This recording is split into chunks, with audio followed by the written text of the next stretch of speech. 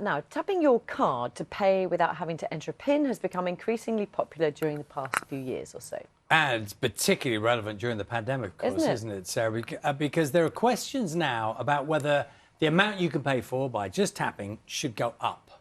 Yes, good morning. That's right. The contactless limit could go up to £100, and that's because the pandemic has really accelerated that shift towards electronic payments. But the concern is what impact that could have on those who still rely on cash.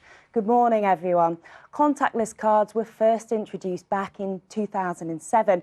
They're popular and a quick and convenient way to tap and pay without even taking out your wallet.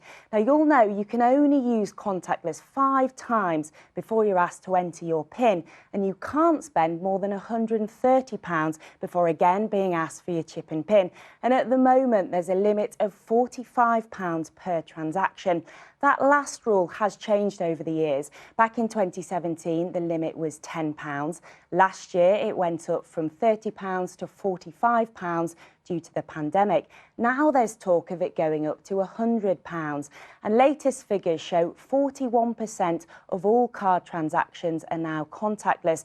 And in October, the total value of those payments was more than £8 billion. And on the other hand, the average contactless transaction is still only £12. And there are concerns about upping the contactless limit. That's because 2 big retail groups have told us shops are already losing millions of pounds because of incomplete payments at self-service checkouts.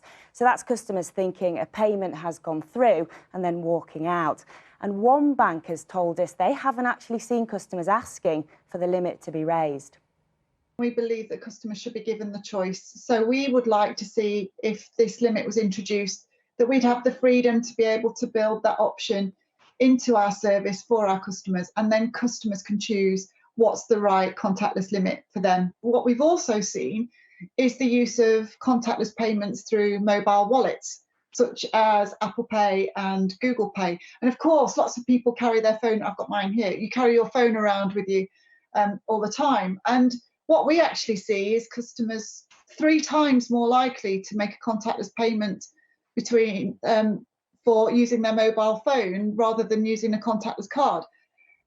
And consumer groups are also worried about fraud, as well as the decline in the use of physical money. Millions of people, of course, still use cash for essential products. And the financial regulator will make the decision on whether the contactless limit will go up. A consultation on that ends next week. And it's worth pointing out as well that you can already make larger payments using contactless on your phone. And we want to hear from you about this. Would you use the higher limit? Are you worried about fraud or access to cash? Let us know and we'll try and get some of your comments later. And Charlie and Louise, what's interesting is the pandemic has obviously changed the way we pay for things. The big question is whether it will be a lasting shift in consumer behaviour. It has, hasn't it? Thank you very much.